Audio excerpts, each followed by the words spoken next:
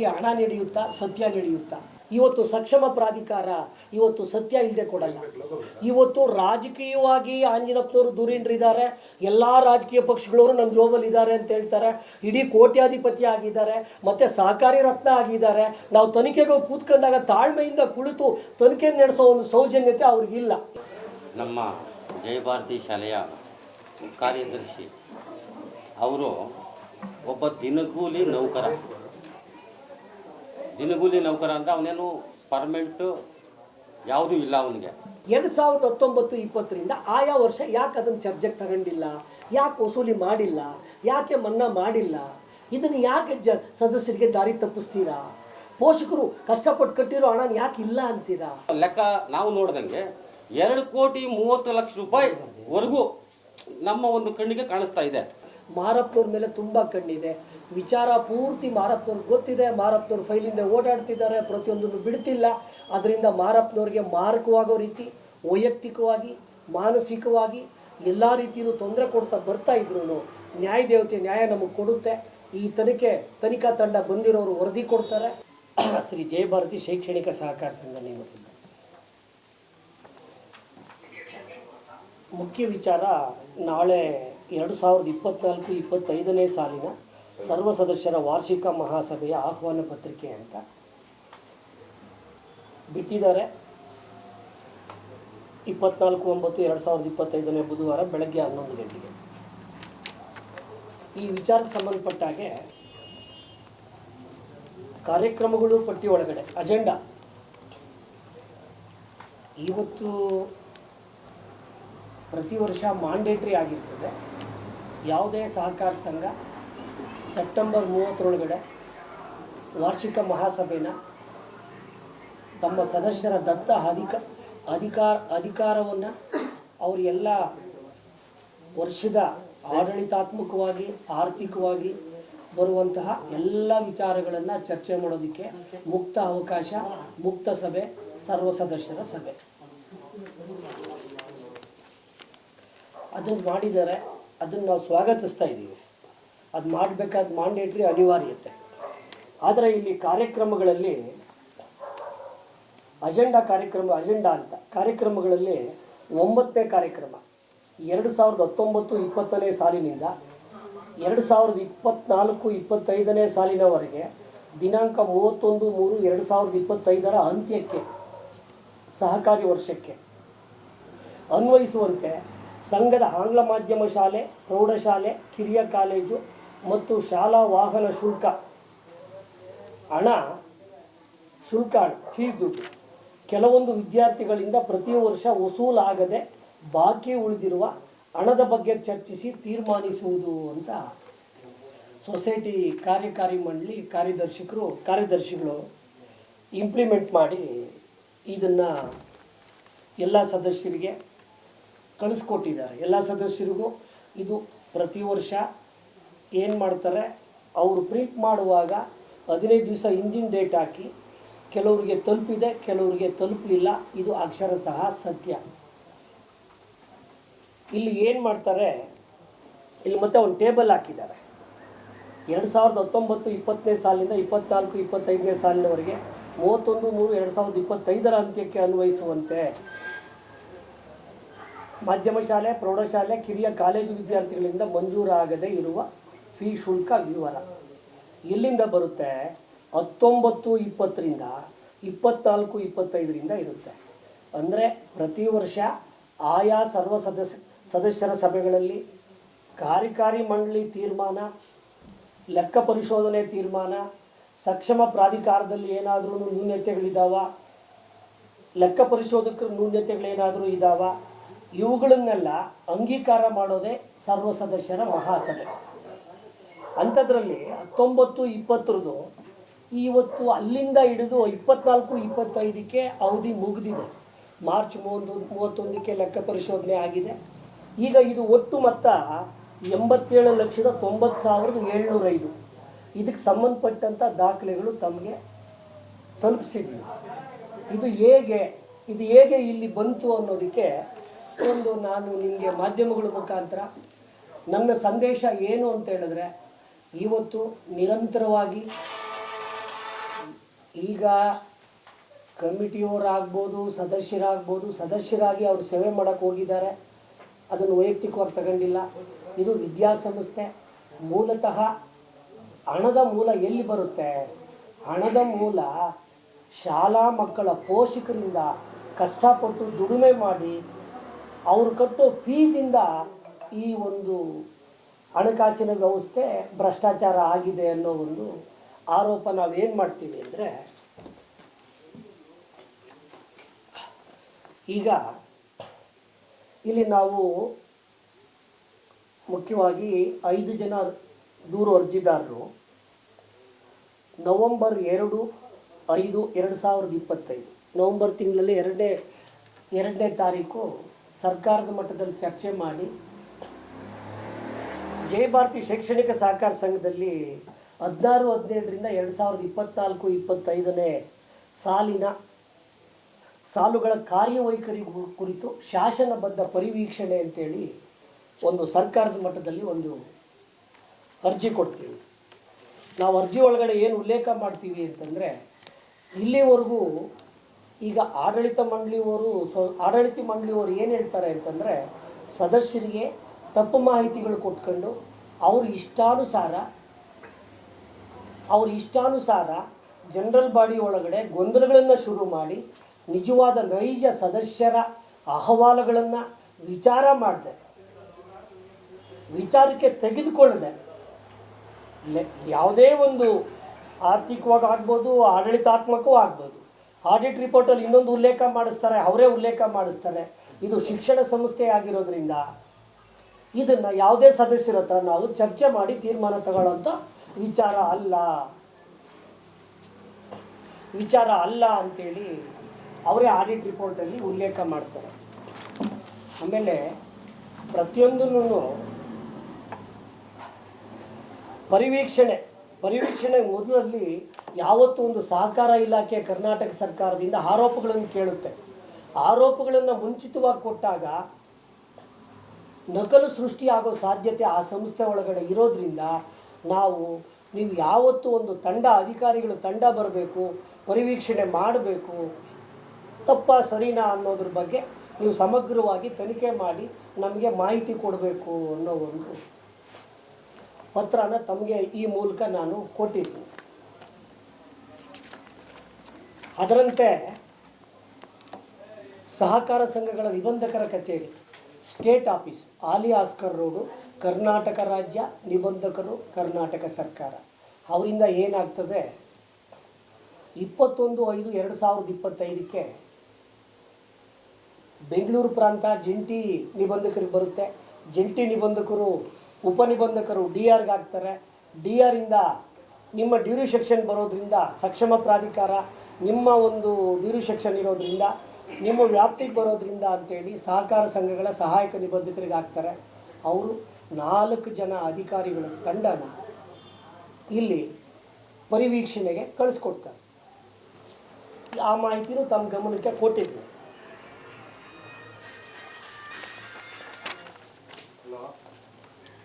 ಈ ಪರಿವೀಕ್ಷಣೆ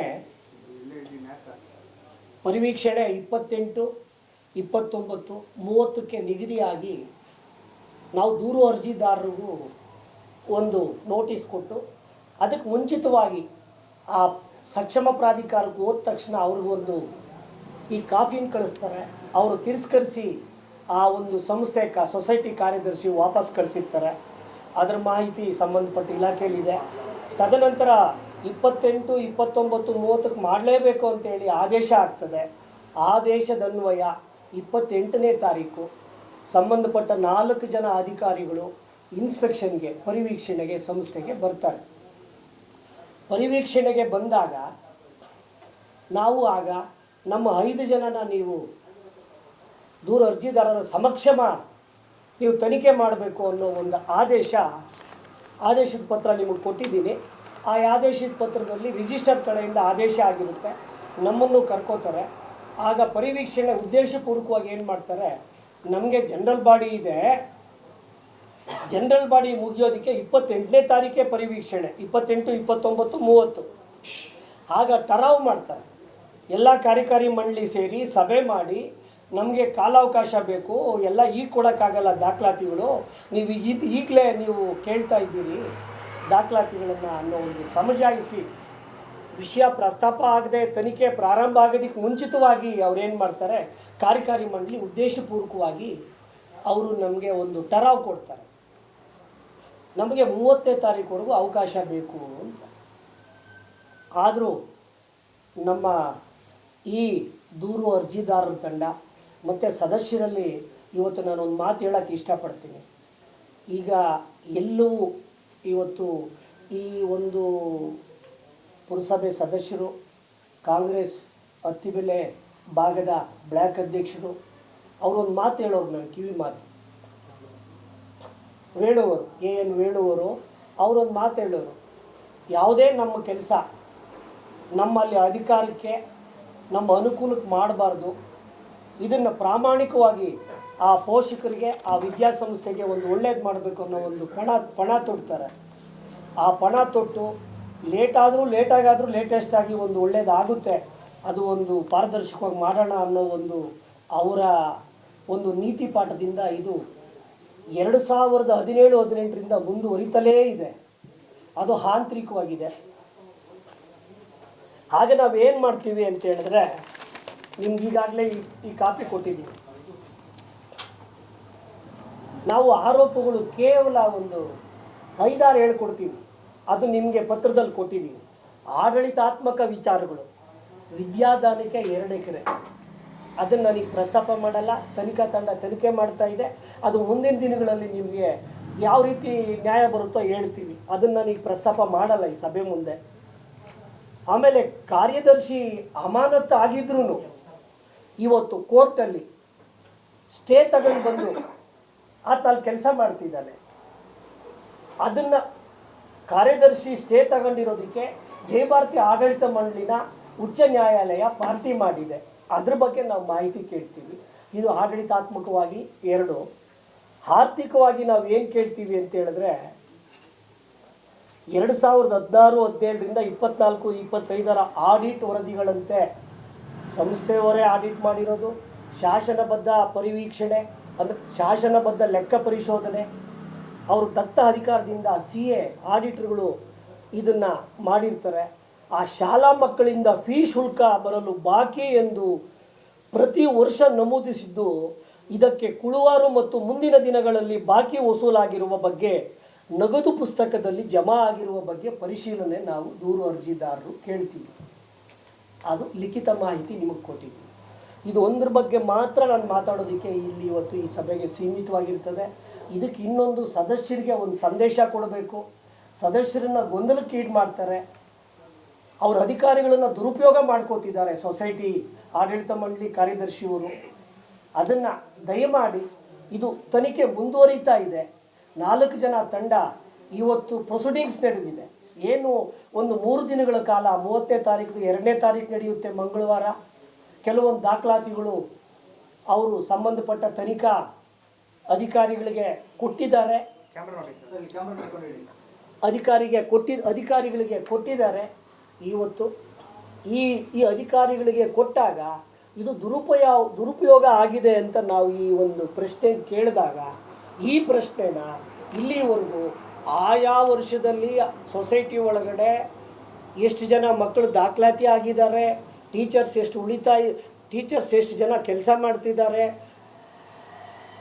ಅನುದಾನಿತ ಕಾಲೇಜಲ್ಲಿ ಎಷ್ಟು ಫೀಸ್ ವಸೂಲಾಗಿದೆ, ಅನುದಾನಿತ ಪ್ರೌಢಶಾಲೆ ಒಳಗೆ ಎಷ್ಟು ಸ್ಕೂಲ್ ಫೀಸ್ ವಸೂಲಾಗಿದೆ, ಅನುದಾನ ರಹಿತ ಇಂಗ್ಲೀಷ್ ಮಾಧ್ಯಮ ಶಾಲೆ ಒಳಗಡೆ ಎಷ್ಟು ಫೀಸು ವಸೂಲಾಗಿದೆ. ಇದರ ತಾರತಮ್ಯಗಳ ಬಗ್ಗೆ ನಾವು ಕೇಳೋ ಹೊತ್ತಿಗೆ ಆಡಳಿತಾತ್ಮಕವಾಗಿ ಆರ್ಥಿಕವಾದ ವಿಚಾರಗಳನ್ನು ಸಾಕ್ಷಿ ಸಮೇತ ಲೆಕ್ಕ ಪರಿಶೋಧಕರಿಗೆ ಆಡಿಟ್ರಿಗೆ ಅದನ್ನು ಒದಗಿಸಿ, ಆಡಿಟ್ ರಿಪೋರ್ಟು ಸಂಬಂಧಪಟ್ಟ ಕರ್ನಾಟಕ ಸರ್ಕಾರ ಜಂಟಿ ನಿರ್ದೇಶಕರು ಬಹುಮಹಡಿಗಳ ಕಟ್ಟಡ ಅಲ್ಲಿ ಹೋಗಿ ಆಡಿಟ್ ರಿಪೋರ್ಟ್ನ ಅವರೇ ಅಪ್ರೂವಲ್ ಮಾಡಿಸ್ಕೊಂಡು ಬಂದಿದ್ದಾರೆ. ಇದರಲ್ಲಿ ಕಣ್ಣ ಮುಚ್ಚಾಲ ಏನೂ ಇಲ್ಲ ನಾವು ದೂರು ಅರ್ಜಿದಾರರು ಸೃಷ್ಟಿ ಮಾಡಿರೋದು ಯಾವುದೂ ಇಲ್ಲ. ಆದರೆ ಇವತ್ತು ಒಂದು ಏನಾಗ್ತಾ ಇದೆ, ಇವತ್ತು ನಾವು ಇದು ತಪ್ಪು ಅಂತ ನಿಮಗೆ ತೋರಿಸೋ ಹೊತ್ತಿಗೆ 18, 19, 20ರಿಂದ ಇರೋ ಆರೋಪನ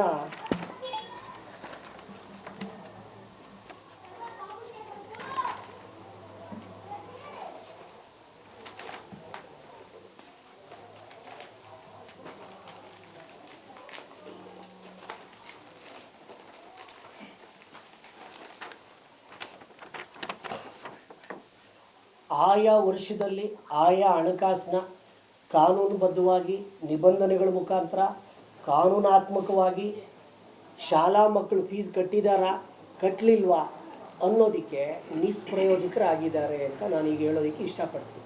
ನಾವು ಆರೋಪ ಮಾಡಿದ್ದೀವಿ, ನನ್ನ ಅನಿಸಿಕೆ ಹೇಳ್ತಾ ಇದ್ದೀನಿ, ಅವ್ರು ತಪ್ಪಿತಸ್ಥರು ಅಂತ ನಾನು ಹೇಳಲ್ಲ. ತನಿಖೆ ಒಳಗಡೆ ಶುರುವಾಗುತ್ತೆ. ಇವತ್ತು ಜೈ ಭಾರತಿ ಜಯ ಕೊಡ್ತಾಳೆ, ಸದಸ್ಯರಿಗೆ ನ್ಯಾಯ ಸಿಗುತ್ತೆ. ಮತ್ತು ಆ ಪೋಷಕರು ಬೆವರು ಸುರಿಸಿ ಕಟ್ಟೋ ಒಂದು ಫೀಸಿನ ಹಣ ಇವತ್ತು ಪೋಷಕರಿಗೂ ಮರೆಮಾಚಿ, ಸದಸ್ಯರಿಗೂ ಮರೆಮಾಚಿ, ಹಳೆ ವಿದ್ಯಾರ್ಥಿಗಳಿಗೂ ಮರೆಮಾಚಿ ಇವತ್ತು ಅನುದಾನಿತ ಶಾಲೆಗಳನ್ನು ಮುಂಚಿತ ಆಂಗ್ಲ ಮಾಧ್ಯಮ ಶಾಲೆ ಅಂತ ಸರ್ಕಾರದಿಂದ ಅಂಗೀಕೃತ ಪಡೆದಿದೆ ಅನ್ನೋ ಒಂದು ನಾಮಾಂಕಿತನ ಪ್ರತಿ ವರ್ಷ ಸರ್ಕಾರಕ್ಕೆ ಫೀಸ್ ಕಟ್ಟಿ ಖಾಸಗಿ ಶಾಲೆ ಮಾಡೋ ರೀತಿ ಬದಲಾವಣೆ ಮಾಡಿರೋ ಒಂದು ಕುತಂತ್ರಿಯಾಗಿ ಕಾರ್ಯದರ್ಶಿ ಆಡಳಿತ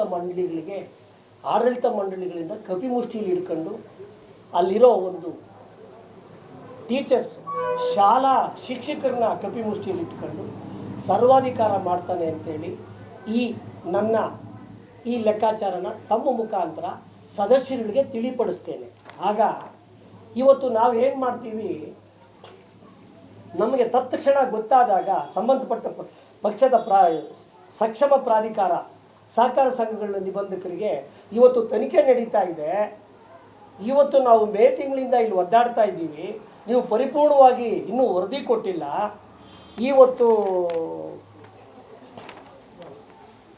ಇವತ್ತು ನೀವು ಇಷ್ಟು ವರ್ಷಗಳದು 87,90,705 ರೂಪಾಯಿ ಇವತ್ತು ಚರ್ಚೆ ಮಾಡಿ ಅವರು ಮನ್ನಾ ಮಾಡ್ತಾರೋ ಏನು ಮಾಡ್ತಾರೋ ಆರ್ಥಿಕವಾದ ನಷ್ಟ ಶುರುವಾಗ್ತದೆ ಅಂತೇಳಿ ನಾನು ಲಿಖಿತ ಮೂಲಕವಾಗಿ ಸಕ್ಷಮ ಪ್ರಾಧಿಕಾರಕ್ಕೆ ನಮ್ಮ ದೂರು ಅರ್ಜಿದಾರರ ತಂಡದಿಂದ ನಾನೇ ಹೋಗಿ ತತ್ಕ್ಷಣ ಕೊಟ್ಟು ಇವತ್ತು ತಡ ಆಗಬೇಕಾದ್ರೆ ಸಕ್ಷಮ ಪ್ರಾಧಿಕಾರದವರು ಒಂದು ಆದೇಶ ಮಾಡ್ತಾರೆ. ಆದೇಶ ಮಾಡಿ ಆ ಕಾಪಿನೂ ತಮ್ಮೆಲ್ಲರಿಗೂ ನಾನು ನಿಮಗೆ ರವಾನೆ ಮಾಡಿದ್ದೀನಿ ಪತ್ರ ಮುಖೇನ. ನೋಡಿ, ಮೇಲ್ಕಂಡ ಅಂಶಗಳ ಹಿನ್ನೆಲೆಯಲ್ಲಿ Jaya Bharathi educational cooperative society limited, Anekal, Attibele, Bengaluru ಈ ಸಹಕಾರ ಸಂಘದ ಆಡಳಿತ ಮಂಡಳಿ ಹಾಗೂ ಕಾರ್ಯದರ್ಶಿಗೆ ಈ ಮೂಲಕ ತಿಳಿಯಪಡಿಸುವುದೇನೆಂದರೆ, ಮೇಲ್ಕಂಡ ವಿಷಯ ಸೂಚಿ 9ಕ್ಕೆ ಸಂಬಂಧಿಸಿದಂತೆ ಸರ್ವ ಸದಸ್ಯರ ಸಭೆಯಲ್ಲಿ ಸಂಘಕ್ಕೆ ಆರ್ಥಿಕ ನಷ್ಟ ಉಂಟಾಗುವ ಯಾವುದೇ ಪ್ರಸ್ತಾವನೆಗಳನ್ನು ಹಾಗೂ ನಿರ್ಧಾರಗಳನ್ನು ಕೈಗೊಳ್ಳದಂತೆ ಈ ಮೂಲಕ ತಿಳಿಯಪಡಿಸಿದೆ.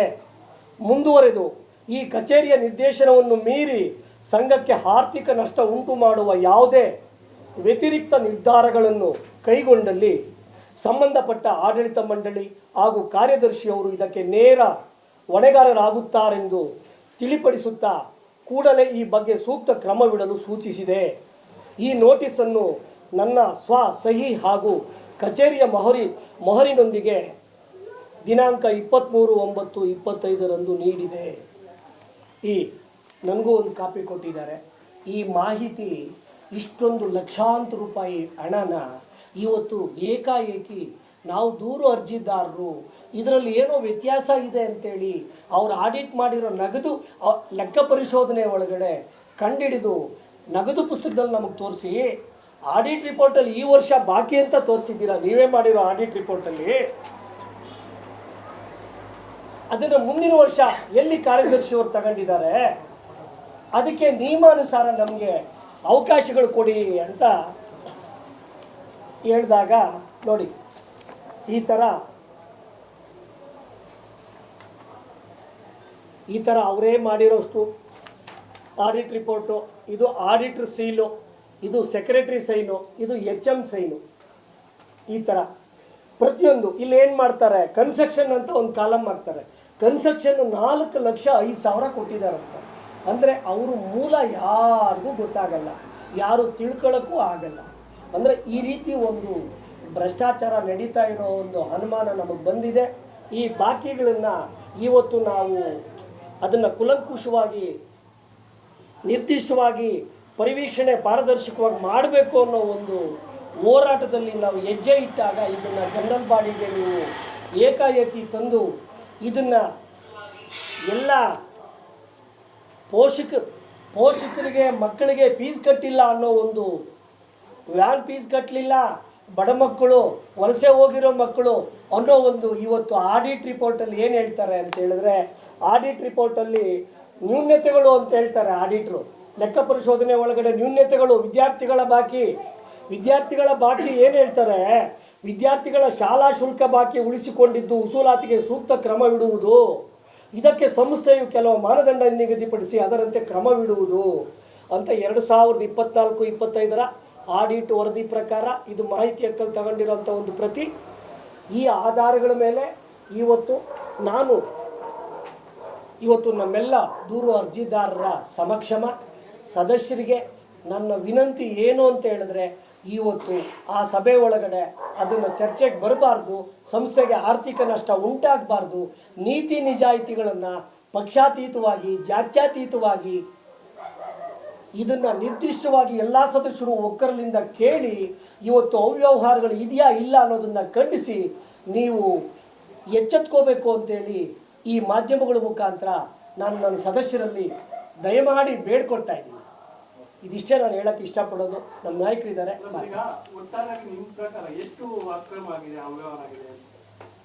ಆ ಅಕ್ರಮ ಅಂತ ಹೇಳಿದಾಗ ಇಲ್ಲಿ ಅದನ್ನು ನಾವು ತನಿಖಾ ತಂಡ ತನಿಖೆ ಪ್ರಾರಂಭ ಮಾಡಿದ್ದಾರೆ, ವರದಿ ಬಂದಿಲ್ಲ. ವರದಿ ಬಂದ ಮೇಲೆ ನಾವು ನಿಮ್ಗೆ ತಿಳಿಸ್ಬೇಕು.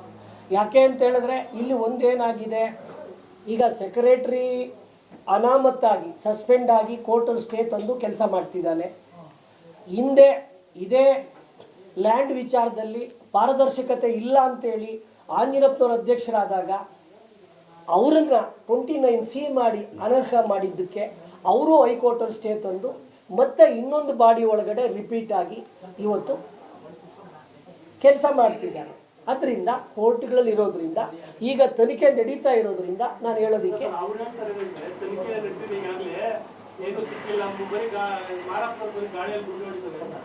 ಇಲ್ಲ. ಸಾಕ್ಷಾತ್ ನಿಮಗೆ ಲಿಖಿತ ಮೂಲಕವಾಗಿ ಪ್ರತಿಗಳನ್ನು ಕೊಟ್ಟಿದ್ದೀವಿ.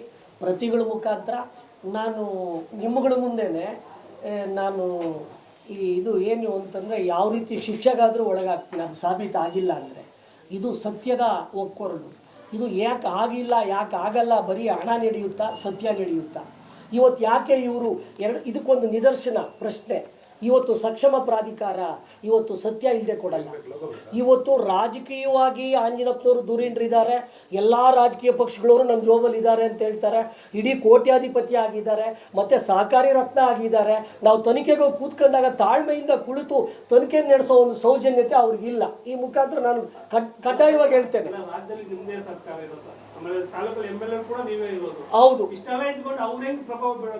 ಅವರು ಪ್ರಭಾವ ಅಂತ ಹೇಳಿದ್ರೆ ಇಷ್ಟೇ. ಪ್ರಭಾವ ಅಂದರೆ ನಾನು ವ್ಯಾಖ್ಯಾನ ಮಾಡ್ತೀನಿ. ತನಿಖೆ ತದನಂತರ ಏನು ಆರೋಪ ಆಗಿದೆ ಅನ್ನೋ ಸತ್ಯಾಂಶ ನಿಮಗೆ ಮುಂದಿನ ಒಂದು ಪ್ರೆಸ್ ಮೀಟಲ್ಲಿ ಹೇಳ್ತೀನಿ.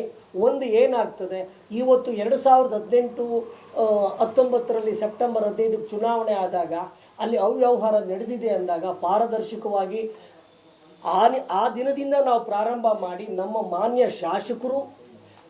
ಶಾಸಕರು ಏನು ಹೇಳಿದ್ರು, ನ್ಯಾಯಬದ್ಧವಾದ ಹೋರಾಟ ಮಾಡೋ ಹೋಗಿದ್ರೆ ನನ್ನ ಸಹಕಾರ ಇರುತ್ತೆ, ನೀವು ದಯವಿಟ್ಟು ಮಾಡಿ ಅಂತ ಹೇಳಿದ್ರು. ಯಾರಿಗೆ ದುಡ್ಡು ಕೊಡದೆ ಆಮಿಷ ಹೊಡೆದೆ ಇವತ್ತು ಒಂದೇ ಮಾರಪ್ಪ ಗಾಳಿಲಿ ಗುಂಡು ಹೊಡಿತಾರೆ ಅಂತ ಅವ್ರು ಹೇಳ್ತಾರೆ. ಇದು ಕೌಂಟ್ರ್ ಕೊಡಲಿ, ನೀವು ಮುಖಾಮುಖಿ ಈ ವಿಚಾರಗಳಿಗೆ ಅವ್ರು ಏನು ಹೇಳ್ತಾರೆ ಅಂತ ತಿಳ್ಕೊಂಡು ನಮಗೆ ಹೇಳಿ, ನಮ್ಮನ್ನು ಕರೀರಿ, ಅದಕ್ಕೆ ನಾವು ಎಲ್ಲಕ್ಕೂ ಭದ್ರಾಗಿರ್ತೀವಿ. ಇದೇ ಸದಸ್ಯರಿಗೆ ನಾನೇನು ಒಕ್ಕೊರಲಾಗಿ ಕೇಳ್ತಿದ್ದೀನಿ ಇದಕ್ಕೆ. ಆಮೇಲೆ ಇನ್ನೊಂದು ನಿಮ್ಗೆ ಎಕ್ಸಾಂಪಲ್ ಕೊಡ್ತೀನಿ.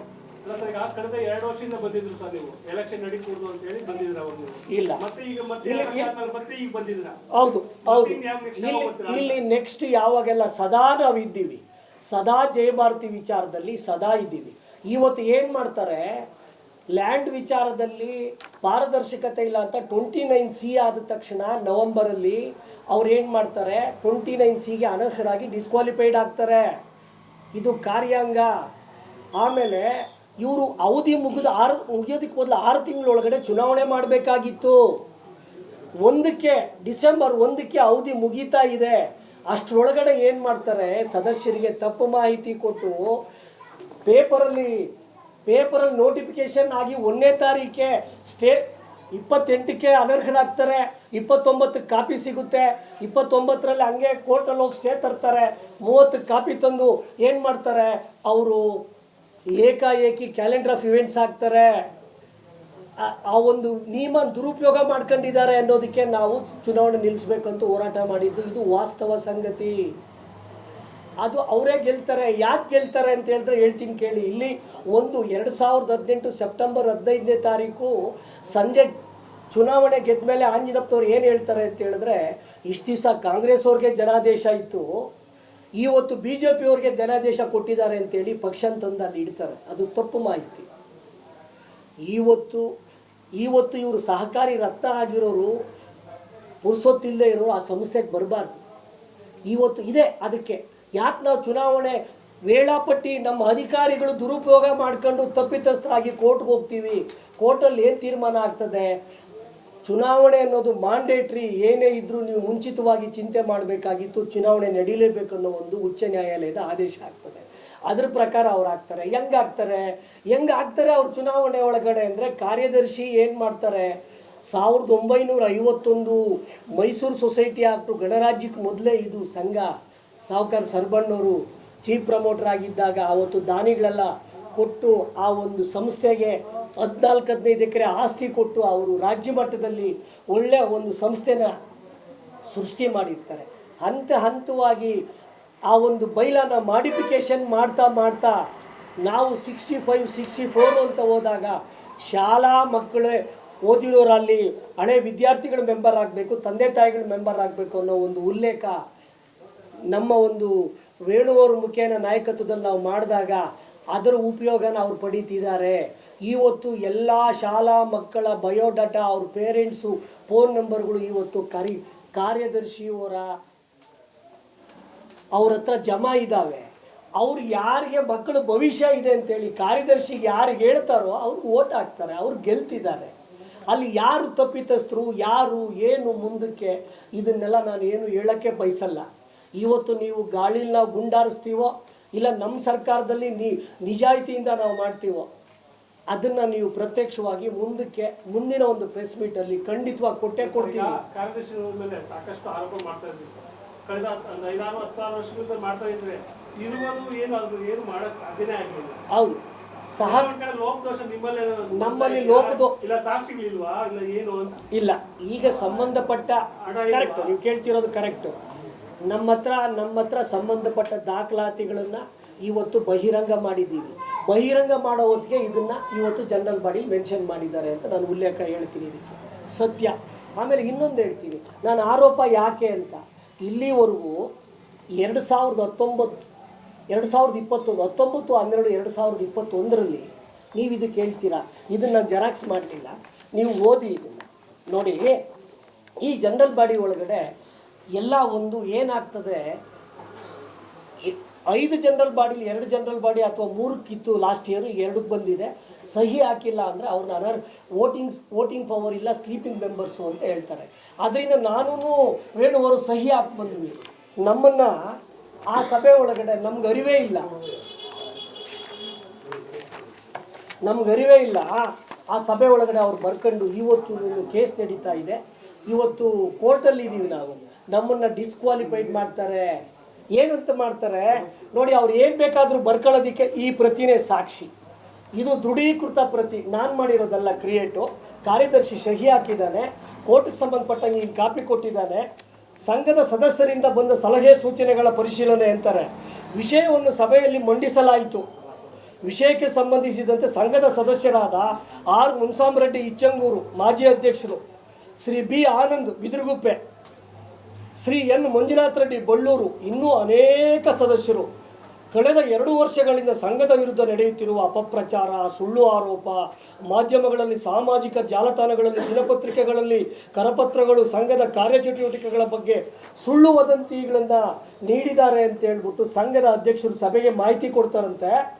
ಆಗ ಕೆಲವು ಸದಸ್ಯರಾದ AT ಮಾರಪ್ಪ ಅರೇಳ್ಳಿ ಮತ್ತು N ವೇಣು ಅತ್ತಿಬೆಲೆ ಎಂಬ ಸದಸ್ಯರು ಸಂಘದ ವಿರುದ್ಧ ಈ ರೀತಿ ಸುಳ್ಳು ಆರೋಪಗಳನ್ನು ಸೃಷ್ಟಿಸಿ ಅರ್ಜಿಗಳು ಮಾಡ್ತಾ ಇರೋದ್ರಿಂದ ನಾವು ಅವ್ರನ್ನ ಸದಸ್ಯತ್ವದಿಂದ ತೆಗೆದಾಕ್ತೀವಿ ಅಂತೇಳಿ ಏಕಾಏಕಿ ನಮಗೆ ಗೊತ್ತಿಲ್ಲದಿರೇ ನಾವು ಅವರ ಹಾಜರಾತಿ ಒಳಗಡೆ ಚರ್ಚೆ ಮಾಡಿ ನಾವು ಈ ತೀರ್ಮಾನ ತಗೊಂಡಿದ್ದೀವಿ ಅಂತ ಹೇಳ್ತಾರೆ.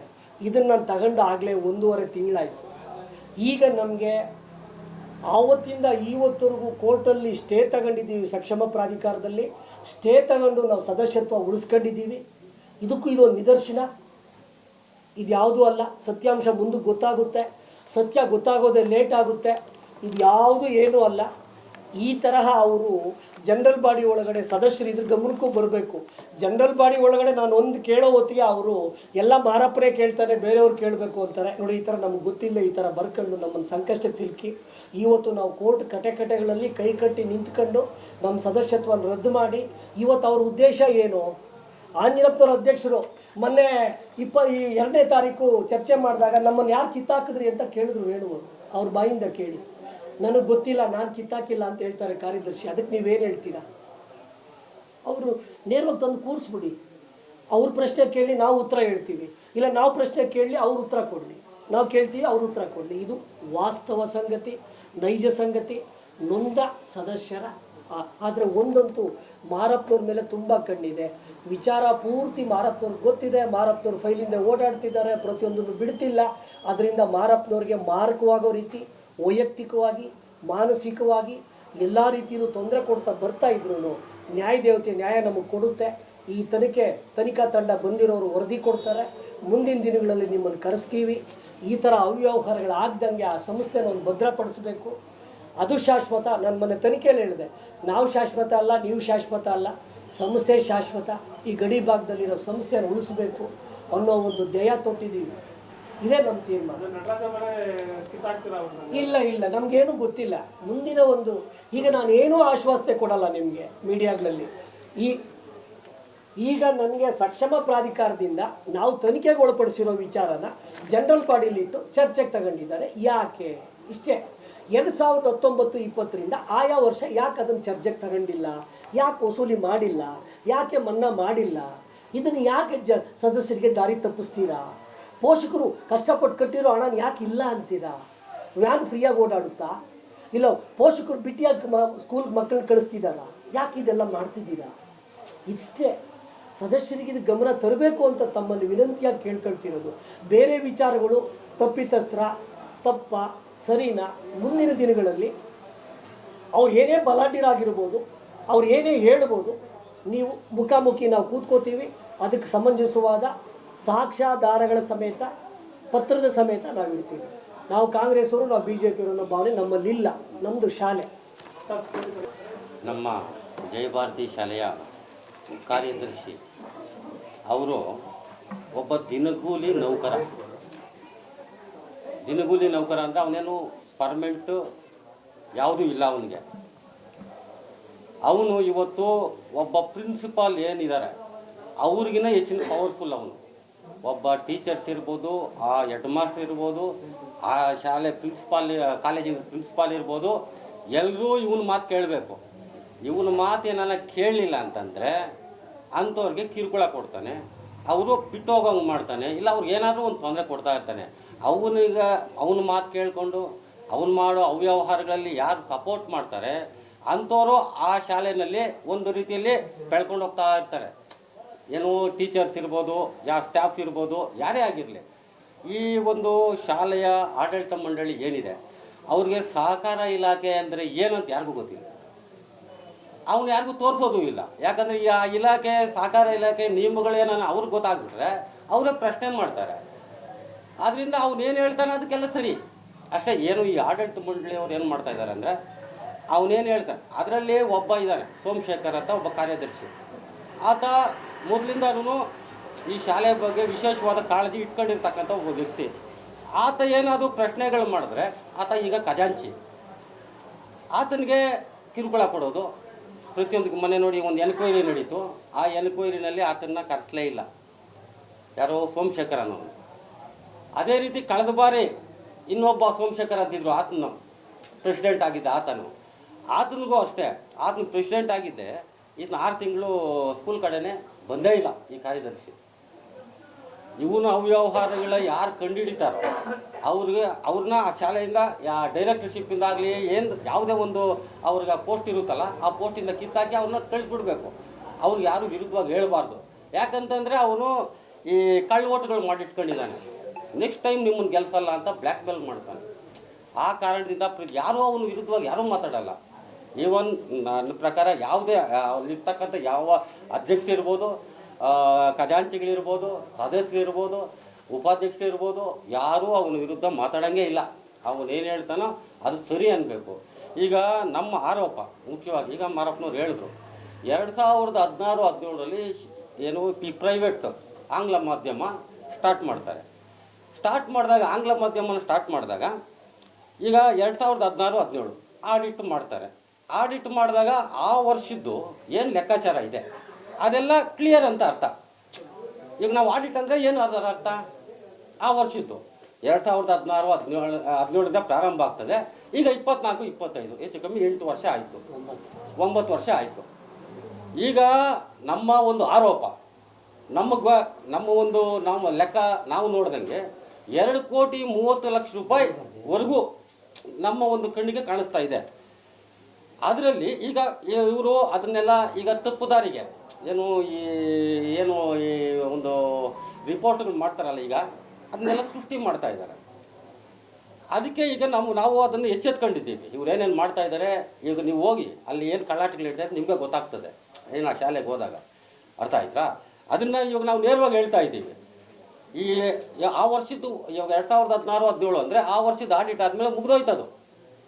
ತಿರುಗಿ ನೆಕ್ಸ್ಟ್ ಇಯರು 17-18 ಅದ್ರದ್ದು ಅಷ್ಟು ಆಡಿಟ್ ರಿಪೋರ್ಟ್ ಕೊಟ್ಮೇಲೆ ಅದು ಮುಗಿದೋಯ್ತು.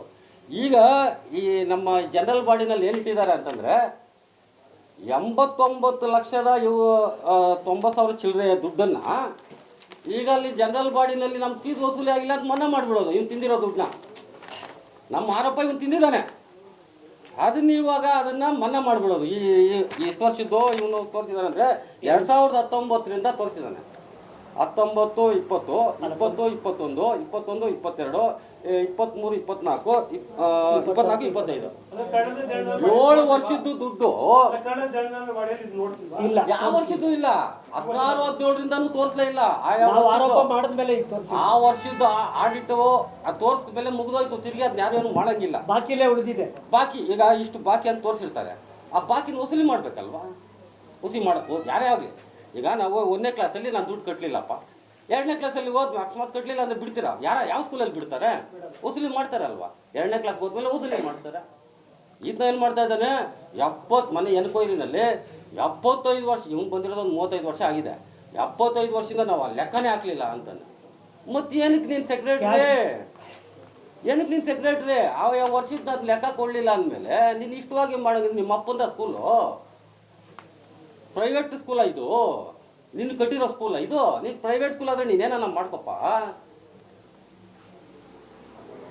ಇದು ಸರ್ವ ಸದಸ್ಯರ ಶಾಲೆ. ಇದು ಏನು ಎಜುಕೇಶನ್ ನಮ್ಮ ಇದು ಸಹಕಾರ ಇಲಾಖೆಗೆ ಸಂಬಂಧಪಟ್ಟಿರ್ತಕ್ಕಂಥದ್ದು. ಸದಸ್ಯರೇ ಇಲ್ಲಿ ಒಡೆಯಿರೋ. ನೀನೇನು ಮಾಡ್ತಾ ಇದೀಯಾ? ನಿನ್ನಿಷ್ಟಕ್ಕೆ ಬಂದಾಗೆ, ನಾನು ಎಲ್ಲರಿಗಾಗಿ ಎಲ್ಲರೂ ನನಗಾಗಿ, ನಿನ್ನ ಇಷ್ಟಕ್ಕೆ ಬಂದಾಗೆ ನೀನೇ ಒಂಥರ ಸರ್ವಾಧಿಕಾರಿ. ಇವನು ಏನು ಹೇಳಿದ್ರೆ ಅದೇ. ಅವನು ನಟರಾಜ ಅನ್ನೋ ಸೆಕ್ರೆಟ್ರಿ, ಅವನು ಕೂಲಿ ದಿನಗೂಲಿ ನೌಕರ. ಅವನು ಇವತ್ತು ಆ ಶಾಲೆಗೆ, ನಾನು ಹೇಳ್ತಾ ಇದ್ದೀನಲ್ಲ, ಆ ಶಾಲೆಗೆ ಒಂದು ಪ್ರೈವೇಟ್ ಸ್ಕೂಲ್ ಓನರ್ ಯಾವ ಥರ ಇರ್ತಾರೆ ಆ ಥರ ಅವನು ನಡ್ಕೊತಾ ಇದ್ದಾನೆ ಅಲ್ಲಿ. ಅದಕ್ಕಿಂತ ಹೆಚ್ಚು ಅಲ್ಲ ಸರ್, ಇಷ್ಟು ಜನ ಇದ್ದುಕೊಂಡು ನೀವು ಹೇಳಿದ್ರೆ ಒಂದು ಆರೋಪ ಸರ್, 2,35,00,000 ಹೊಡೆದಿದ್ದಾರೆ ಅಂತ. ಆರೋಪ ಬಾಡಿ ಇಟ್ಕೊಂಡು ನೀವೆಲ್ಲ ಇಟ್ಕೊಂಡು ದುಡ್ಡು ಹೊಡೆದಕ್ಕೆ ಹೇಗೆ ಸಾಧ್ಯ ಆಯ್ತು ಅಂತ. ಈಗ ನಾನು ಅದನ್ನೇ ಹೇಳಿದ್ದು, ಸಹಕಾರ ಇಲಾಖೆ ಯಾರಿಗೂ ಗೊತ್ತಿಲ್ಲ ಅಲ್ಲಿ ಏನು. ಆ ಆಡಿಟ್ ರಿಪೋರ್ಟ್ ನೋಡಿದ್ರೆ ಈಗ ಮಾರಪ್ಪನವ್ರು ಕೆಲವೊಂದು ವಿಷಯಗಳು ಮಾತಾಡಿದ್ರು, ನಿಮ್ಗೆ ಅರ್ಥ ಆಯ್ತು ಹೋಗ್ಲಿ. ಅವ್ರು ಕೆಲವೊಂದು ವಿಷಯಗಳು ಸಹಕಾರ ಇಲಾಖೆ ಇದು ಪದಗಳು ಬಳಸಿದ್ರು, ಯಾರಿಗೂ ಅರ್ಥ ಆಗಲ್ಲ ಅದು. ನಾವು ಕೆಲವೊಂದ್ಸಲ ನಾವು ಅಷ್ಟೊಂದು ಡೀಪಾಗಿ ಹೋಗಿ ನಮಗೆ ಒಂದೊಂದ್ಸಲ ಅರ್ಥ ಆಗಲ್ಲ. ಪರಿವೀಕ್ಷಣೆ ಏನು ಪರಿವೀಕ್ಷಣೆ ಅಂದರೆ ಅದನ್ನ ಇನ್ಸ್ಪೆಕ್ಷನ್ ಶಾಸನಬದ್ಧ, ಅದನ್ನ ಆ ಥರ ಕೆಲವೊಂದು ವಿಷಯಗಳು ಇರ್ತದೆ ಅದರಲ್ಲಿ. ಸರ್ ಒಂದು ಸರ್ ಇಲ್ಲಿ ಅಲ್ಲ, ವೇಣುವರು ಅವ್ರಿಗೆ ಒಂದು ಸೈಡ್ ಕಮಿಟಿ ಅವ್ನ ಕಪಿ ಮುಷ್ಟಿದೆ. ಈಗ ನಮ್ಮ ಆರೋಪ 100ಕ್ಕೆ 100. ನಮ್ಮ ಆರೋಪ, ನಮ್ಮ ಹತ್ರ ದಾಖಲೆಗಳಿದೆ, ನಾವು ಆ ದಾಖಲೆಗಳು ಕೊಟ್ಟಿದ್ದೀವಿ, ಆಲ್ರೆಡಿ ಅವ್ರಿಗೂ ಕೊಟ್ಟಿದ್ದೀವಿ. ನಮ್ಮ ಆರೋಪದಲ್ಲಿ ತನಿಖೆಯವರೆಗೆ ನಮ್ಮ ಏನು 4 ಜನ ಬಂದಿದ್ರು ತನಿಖೆಗೆ, ಅವ್ರಿಗೆ ದಾಖಲೆಗಳನ್ನು ಕೊಟ್ಟಿದ್ದೀವಿ. ಅದನ್ನು ಮುಚ್ಚಾಕ್ಲಿಕ್ಕೆ ಈಗ 9ನೇ ವಿಷಯ ಅಂತ, ಈಗ ಎಲ್ಲಿ ಅದು 9ನೇ ವಿಷಯ ಕೊಡ್ರಿ. ಆ 9ನೇ ವಿಷಯ ಇಟ್ಕೊಂಡು ಈಗ ಜನರಲ್ ಬಾಡಿನಲ್ಲಿ ಇವರೆಲ್ಲ ಫೀಸ್ ಕಟ್ಟಿಲ್ಲ, ನಿಮ್ಮೆಲ್ಲರ ಮುಂದೆನೂ ಇದನ್ನ ಮನ್ನಾ ಮಾಡಕ್ ಬಿಡ್ತೀವಿ ಅಂತ ಇಲ್ಲಿ ಮನ್ನಾ ಮಾಡಿಬಿಡೋದು. ಈಗ ಅರ್ಥ ಆಯ್ತಾ? ನಾಳೆ ಜನರಲ್ ಬಾಡಿನಲ್ಲಿ ಈಗ 89 ಲಕ್ಷ ಮನ್ನಾ ಮಾಡಿಬಿಡೋದು, ಇವ್ನು ತಿಂದಿರತಕ್ಕಂಥ ದುಡ್ಡ. ಅರ್ಥ ಆಯ್ತಾ ನಾನು ಹೇಳ್ತಾ ಇರೋದು? ಇಷ್ಟು ವರ್ಷಗಳಿಂದ ಯಾಕೆ ಬರಲಿಲ್ಲ, ಇಷ್ಟು ವರ್ಷಗಳಿಂದ ಕಮಿಟಿಯವ್ರು ಯಾಕೆ ನೋಡ್ಲಿಲ್ಲ, ನಾವ್ ಯಾಕೆ ಸುಳ್ಳು ಆರೋಪ ಮಾಡ್ತೀವಿ? ತನಿಖೆ ಬಂದಾಗ ಯಾಕೆ ಇಟ್ರು ಅಜೆಂಡಾ, ಸಬ್ಜೆಕ್ಟ್ ಯಾಕೆ ಇಲ್ಲಿ ನೋಡ್ಕೊಳ್ಳಿ, 2019-20ನೇ ಸಾಲಿನಿಂದ 24-25ನೇ ಸಾಲಿನವರೆಗೆ ಆಯಾ ವರ್ಷ ನೀವೇನು ಮಾಡ್ತಾ ಇದ್ರಿ? ನನ್ನ ಪ್ರಶ್ನೆ. ಆಡಿಟಲ್ ಬಾಕಿ ಯಾಕೆ ಬರ್ತಿತ್ತು? ಆಡಿಟಲ್ ಬಾಕಿ ಬಂದ್ಮೇಲೆ ಅದು ಕ್ಲಿಯರ್ ಆಗಬೇಕು. ಆಡಿಟಲ್ ಬಾಕಿ ಅಂತ ಬಂತಲ್ಲ, ಅದನ್ನ ಯಾಕೆ ಕ್ಲಿಯರ್ ಮಾಡಲಿಲ್ಲ? ತನಿಖೆ ಒಳಗಡೆ ನಾವು ಮಾಡೋದೇ ಇಲ್ಲ. ನಮ್ಮ ಆರೋಪ ಏನಂದ್ರೆ ನೀನು ವಸೂಲಿ ಮಾಡಿ ತಿನ್ಕೊಂಡಿದೀಯಾ, ವಸೂಲಿ ಮಾಡಿ ತಿನ್ಕೊಂಡಿರೋದೆ, ಅದನ್ನ ಈಗ ಮುಚ್ಚಾಕ್ಬೇಕು. ಅದಕ್ಕೆ ಈ ತಂತ್ರ ಏನು 9ನೇ ಪಾಯಿಂಟಲ್ಲಿ 2019-20ನೇ ಸಾಲಿನಿಂದ 24-25ನೇ ಸಾಲಿನವರೆಗೆ ದಿನಾಂಕ 31-3-2025 ಅಂತ್ಯಕ್ಕೆ ಅನ್ವಯಿಸುವಂತೆ ಸಂಘದ ಆಂಗ್ಲ ಮಾಧ್ಯಮ ಶಾಲೆ, ಪ್ರೌಢಶಾಲೆ, ಕಿರಿಯ ಕಾಲೇಜು ಮತ್ತು ಶಾಲಾ ವಾಹನ ಶುಲ್ಕ ಹಣ ಕೆಲವೊಂದು ವಿದ್ಯಾರ್ಥಿಗಳಿಂದ ಪ್ರತಿ ವರ್ಷ ವಸೂಲಿಯಾಗದೆ ಬಾಕಿ ಉಳಿದಿರುವ ಹಣದ ಬಗ್ಗೆ ಚರ್ಚಿಸಿ ತೀರ್ಮಾನಿಸಿ ಮನ್ನಾ ಮಾಡಿಬಿಡೋದು. ಇಷ್ಟೇ ಅವ್ರ ಕತೆ. ಅರ್ಥ ಆಯ್ತಾ? ಅದಕ್ಕೆ ಈಗ ವಿಶೇಷವಾಗಿ ಇವತ್ತು ಪ್ರೆಸ್ ಮೀಟ್ ಮಾಡಿರುವ ಉದ್ದೇಶ ಹೇಳೋದಕ್ಕೆ ಒಂದು ದಿನ ಆದರೂ ಸಾಕಾಗಲ್ಲ ಇವ್ರ ಕತೆಗಳು. ಆದರೆ ನಾವು ಇವತ್ತು ಚರ್ಚೆಗೆ ಬಂದಿರತಕ್ಕಂಥ ಇದು 9ನೇ ವಿಷಯ. ನಾಳೆ ಅದೇ ಕಳ್ಳೋಟುಗಳಪ್ಪ, ಕಳ್ಳೋಟುಗಳನ್ನ ಮಾಡಿಕೊಂಡಿದ್ದಾರೆ. ನನಗೆ ಇವತ್ತು ಕಾರ್ಯದರ್ಶಿ ಆಡಳಿತ ಮಂಡಳಿ ಅಧೀನದಲ್ಲಿ ಇರ್ತಾರೆ. ಕಾರ್ಯದರ್ಶಿ ಯಾವುದೇ ಸರ್ಕಾರ, ಯಾವುದೇ ಸಕ್ಷಮ ಪ್ರಾಧಿಕಾರ ಅಧಿಕಾರ ತಗೊಳ್ಳಲ್ಲ ಅವ್ರನ್ನ ವಜಾ ಮಾಡೋಕ್ಕೆ. ವಜಾ ಮಾಡಬೇಕಾಗಿರೋದು ಯಾರು? ಆಡಳಿತ ಮಂಡಳಿ. ಆಡಳಿತ ಮಂಡಳಿ ಒಳಗಡೆ ಕೆಲಸ ಮಾಡೋರು ಯಾರು? ಕಾರ್ಯದರ್ಶಿ. ಕಾರ್ಯದರ್ಶಿಗೆ ಈಗಿರೋ ಆಡಳಿತ ಮಂಡಳಿ ಬೇಕು, ಆಡಳಿತ ಮಂಡಳಿ ಕಾರ್ಯದರ್ಶಿ ಬೇಕು. ನಾನು ತಂದಿದ್ದೀನಿ, ಅವ್ನು ಹೇಳ್ದಂಗೆ ಕೇಳಿ. ಈಗ ಇಷ್ಟೇ. ಈಗ ಇನ್ನೊಂದು ಮುಖ್ಯವಾದ ವಿಷಯ ಹೇಳ್ತೀನಿ. ಇಷ್ಟೊತ್ತಿಗೆ ಈಗಾಗಲೇ ನಮ್ಮ ಏನು ಏಡೆಡ್ ಸ್ಕೂಲ್ ಅಂತಾರೆ, ಅನುದಾನಿತ ಶಾಲೆ, ಇಷ್ಟೊತ್ತು ಮುಚ್ಚಾಕ್ಬಿಡೋರು. ನಾವು ಅಬ್ಜೆಕ್ಷನ್ ಕೊಟ್ಟು ಯಾರು ಅಂತ ಕ್ವಶನ್ ಮಾಡಿ ಅದಕ್ಕೆ ತಕ್ಕಾಗ ಶಿಕ್ಷಣ ಇಲಾಖೆಗೆ, ಸಹಕಾರ ಇಲಾಖೆಗೆ ಎಲ್ಲ ಅರ್ಜಿಗಳು ಕೊಟ್ಟಿರೋದ್ರಿಂದ 550 ಜನ ವಿದ್ಯಾರ್ಥಿಗಳು ಸದಸ್ಯರು ಇವತ್ತು ಇನ್ನ ಶಾಲೆ ನಡೀತಾ ಇದೆ. ಉಳಿದಿದೆ ಇಲ್ಲ ಅಂತಂದ್ರೆ ಇಷ್ಟೊತ್ತಿಗೆ ಮುಚ್ಚಿಬಿಟ್ಟು ಪ್ರೈವೇಟ್ ಸ್ಕೂಲ್ ಮಾಡ್ಕೊಂಡು ಇದರಲ್ಲಿ ಎಂಜಾಯ್ ಮಾಡ್ಕೊಂಡಿರ್ತಾರೆ. ಯಾರ್ದು ಪಾತ್ರ ಇಲ್ಲ ಅಂದ್ರೆ ಯಾರಿಗೂ ಗೊತ್ತಾಗೋದು ಇಲ್ಲ. ಎಲ್ಲದಕ್ಕೂ ನೇರ ಹೊಣೆ ಸೆಕ್ರೆಟರಿ ನಟರಾಜ್. ಇಲ್ಲ ಇಲ್ಲ ಇಲ್ಲ, ನಾವು ಅದನ್ನ ಹೇಳಲ್ಲ, ಅದು ಮುಖ್ಯವಾಗಿ ನಟರಾಜೇ. ಇಲ್ಲಿ ಅಲ್ಲಿಗೆ ಹೋಗುವಂತ ಶಾಲೆಗೆ ಹೋಗುವಂತ ಡೈರೆಕ್ಟರ್ಗೆ ನಾನು ಒಂದು ವಿಶೇಷವಾದ ಹೇಳ್ತೀನಿ. ಒಂದು ನಿಮಿಷ ಇದೆ. ಈಗ ಅಲ್ಲಿಗೆ ಹೋಗುವಂಥವ್ರಿಗೆ ಎಲ್ಲರಿಗೂ ಅಲ್ಲಿ ಶಾಲೆಗೆ ಹೋಗಿ ಏನೋ ಒಂದು ಮಾಡಬೇಕು ಅಂತ ಇರ್ತದೆ ಯಾರೋ ಡೈರೆಕ್ಟರ್ಗಳಿಗೆ. ಆದರೆ ಅವ್ರು ಕಪಿ ಮುಷ್ಟಿನಲ್ಲಿ ಸಿಕ್ಕಾಕೊಂಡಾಗ ಅವ್ರೇನು ಮಾಡಲ್ಲ, ಸುಮ್ಮನೆ ಹೋಗ್ತಾರೆ, ಮೀಟಿಂಗ್ಗೆ ಕಾಫಿ ಟೀ ಕುಡ್ಕೊಂತಾರೆ, ಅವ್ನು ಹೇಳಿದ ಮತ್ತೆ ಹ್ಞೂ ಅಂತಾರೆ, ಬರ್ತಾರೆ ಅಷ್ಟೇ. ಸಾಕಷ್ಟು ಈಗ ಸಂಬಳ ಕೊಡಕ್ಕೆ ದುಡ್ಡಿರಲ್ಲ. ಇವತ್ತು ಸಾವಿರಾರು ವಿದ್ಯಾರ್ಥಿ ಸಂಬಳ ಇದು ಶಿಕ್ಷಣ ಕೊಡ್ತಾ ಇದ್ದೀವಿ. ಅಲ್ಲಪ್ಪ, ಸರ್ಕಾರದಿಂದ ಬರ್ತಾ ಇದ್ದಿದ್ದು ಸಂಬಳಗಳನ್ನ ಅದನ್ನೆಲ್ಲ ಯಾಕೆ ತಗೊಂಡಿಲ್ಲ ಸ್ಕೂಲ್ಗೆ? ಖಂಡಿತವಾಗಿ ಈಗ ಮೇಸ್ಟ್ರುಗಳನ್ನ ಈಗ ಒಬ್ರು ರಿಟೈರ್ಡ್ ಆದ್ರು, ಆ ಜಾಗಕ್ಕೆ ಇನ್ನೊಬ್ರನ್ನ ಯಾಕೆ ತಗೊಂಡ್ ಬಂದಿಲ್ಲ? ಅವ್ರ ಮಾತು ಕ್ವಾಲಿಫೈಡ್ ಗೌರ್ಮೆಂಟ್ ಟೀಚರ್ಸ್ ನನ್ನ ಮಾತು ಕೇಳಲ್ಲ, ಪ್ರೈವೇಟ್ ಸ್ಕೂಲ್ ಮಾಡಿದ್ರೆ ನನ್ನ ಮಾತು ಕೇಳ್ತಾರೆ, ದುಡ್ಡು ಕದಿಬಹುದು ಅನ್ನೋ ಲೆಕ್ಕ. ಒಂದೇ ಒಂದು ಅರ್ಜಿ ಹೋಗಿಲ್ಲ. ಏನೋ ಅನುದಾನಿತ ಶಾಲೆಗೆ ಇಂಥ ಒಬ್ಬ ಮೇಸ್ಟ್ರಿಗೆ ಒಂದು ಪೋಸ್ಟ್ ಇದೆ, ಇಂಥವ್ರನ್ನ ನಮ್ಗೆ ನೇಮಕ ಮಾಡಿಕೊಡ್ಬೇಕು ಅಂತ ಇದುವರೆಗೂ ಸರ್ಕಾರಕ್ಕೆ ಒಂದು ಅರ್ಜಿನೂ ಕೊಟ್ಟಿಲ್ಲ ಈ ಒಬ್ಬ ಸೆಕ್ರೆಟರಿ. ಕಾರ್ಯಕಾರಿ ಮಂಡಳಿಗೂ ತಪ್ಪು ಮಾಹಿತಿ ಕೊಡ್ತಿದ್ದಾರೆ. ಅವ್ರಿಗೆ ನಾನು ಹೇಳಿದ್ರೆ ಈಗ ಕನ್ನಡ ಮೀಡಿಯಂಗೆ ಯಾರು ಬರ್ತಾರೆ ಅಂತ. ಕನ್ನಡ ಇಂಗ್ಲೀಷ್ ಎರಡೂ ಇದೆ. ಕನ್ನಡ ಮೀಡಿಯಂ ಅಂದರೆ ನಾವು ಓದೋವಾಗಿಂದನೂ ಇಂಗ್ಲೀಷ್ ಮೀಡಿಯಂ ಇದೆ. ತಪ್ಪು ಮಾಹಿತಿ ಹೆಂಗೆ ಕೊಡ್ತಾರೆ ಅಂತ.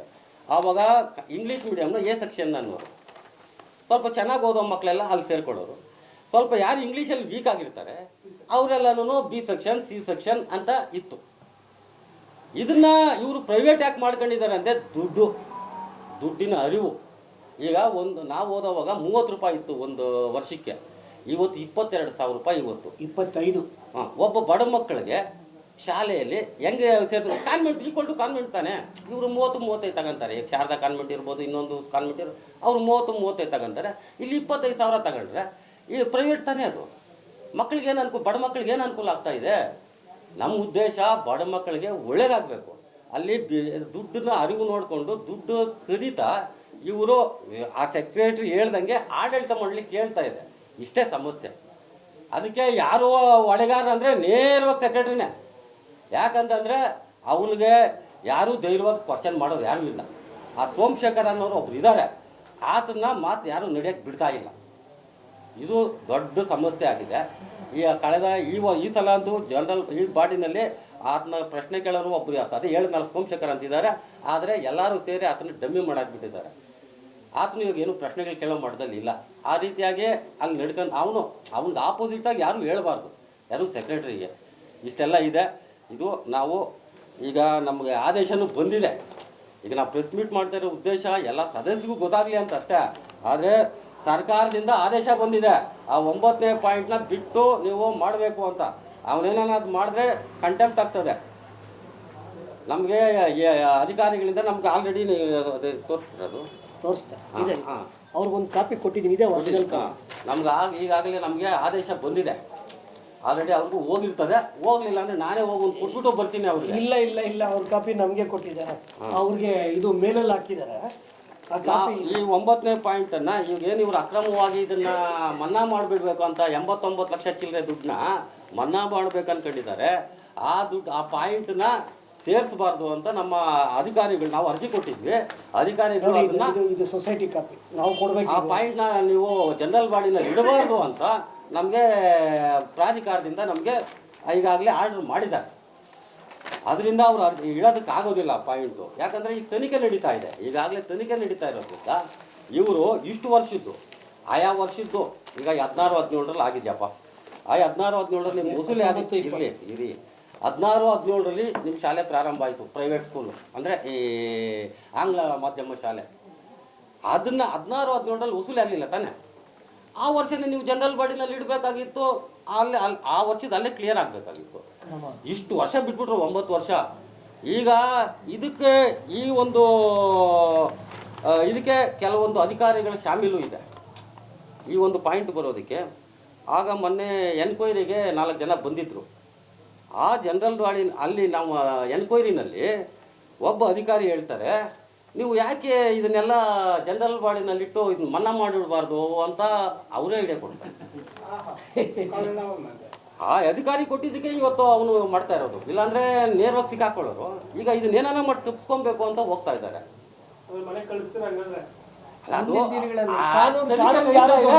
ಕಾನೂನು ಪ್ರಕಾರ ಅವ್ನಿಗೇನು ಶಿಕ್ಷೆ ಆಗಬೇಕು ಹಾಗೆ ಆಗುತ್ತೆ ಅನ್ನೋ ವಿಶ್ವಾಸ ಅಂತೂ ನಮಗಿದೆ.